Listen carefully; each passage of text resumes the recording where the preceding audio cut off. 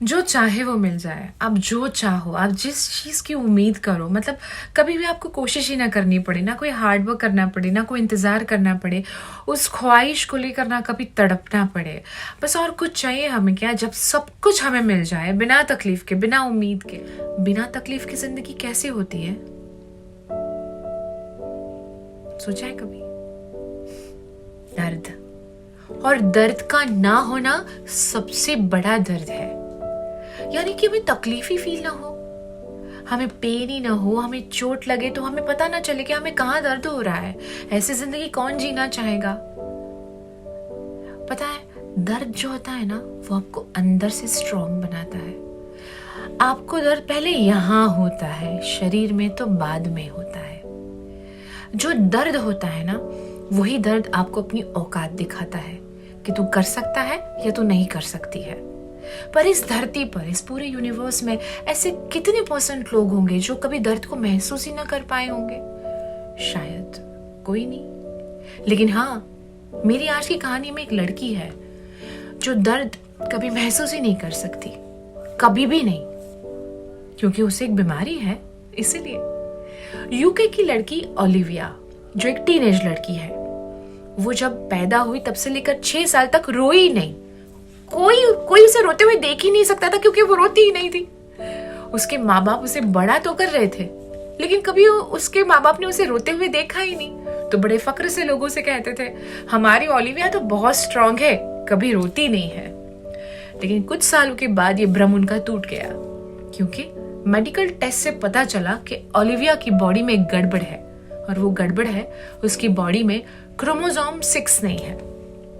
ये बहुत ही rare disease है, बहुत ही खतरनाक बीमारी।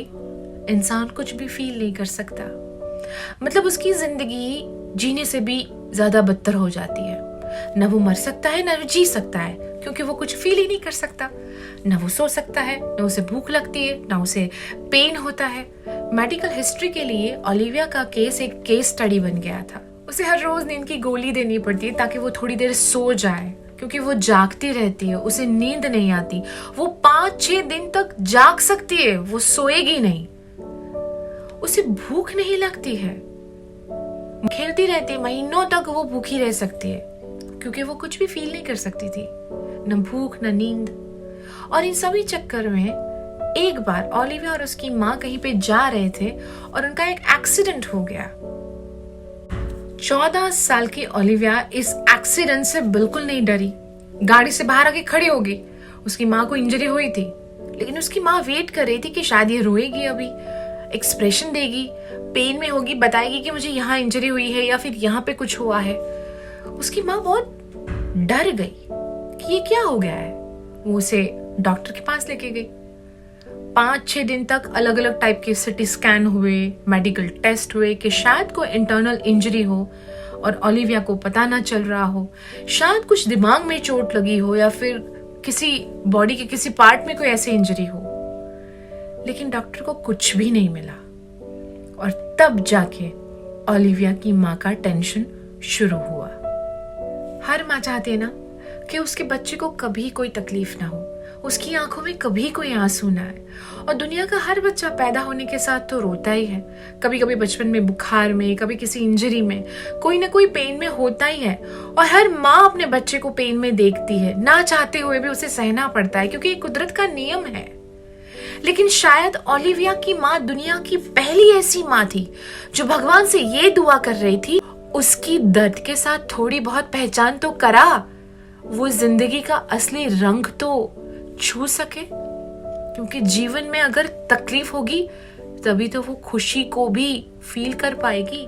ओलिविया की माँ आज भी इंतजार करती है कि कब ओलिविया की आंखों में आंसू आएंगे, कब उसकी दर्द के साथ मुलाकात होगी, कब ओलिविया रोएगी और कहेगी कि मुझे दर्द हो रहा है।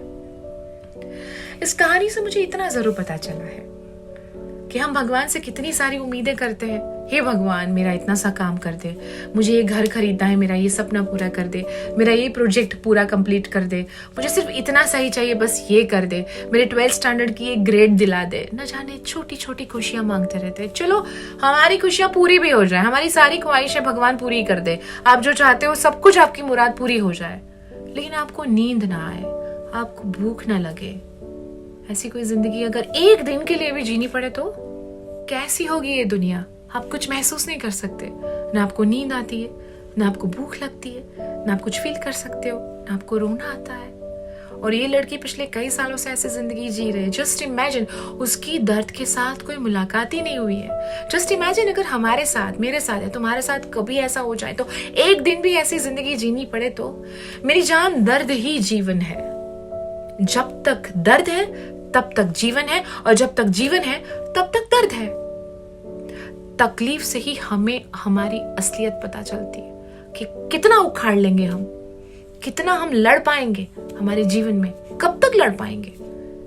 और इस 2020 कोविड ने तो हमें दिखा दिया है कि तुम्हारा शरीर ही तुम्हारा असली जीवन साथी है। पैदा होते के साथ ही हमारे माँ बाप ने हमें संभाला, कुछ हद तक वो हमारे साथी थे। फिर हमारे दोस्त, यार, भाई, बहन, इनके साथ हमने अपनी जिंदगी के कुछ पल गुजारे, ये हमारे साथी रहे जिंदगी में। फिर हमने मन चाहे साथी को पसंद किया, हमारा दिल दिया, हमने प्यार किया, हमने शादी की। हमारी जिंदगी में एंड तक कुछ लोग हमारा साथ देते हैं, लेकिन हमारे मरने तक हमारा साथ कौन देता है? हमारा शरीर। हमारा शरीर ही हमारा असली जीवन साथी है। और शरीर में एक चीज की कमी, एक इन्फेक्शन, एक वायरस, मतलब काम तमाम। सो ये दर्द के साथ जब तक आपकी मुलाकात नहीं होती ना, तब तक आप लाइफ में सीरियस नहीं होते हो। और जिनको दर्द नहीं मिलता उनसे जाके पूछो, ओलिविया जैसे कितने लोग होंगे जिनने कभी दर्द महसूस ही नहीं किया यार। सो वी आर ब्लेस्ड कि हम जिंदगी के हर इमोशन को फील कर सकते हैं, महसूस कर सकते हैं। अपनी जिंदगी को टेकन फॉर ग्रांटेड मत लो। अपने शरीर को, अपने जीवन साथी को संभालो।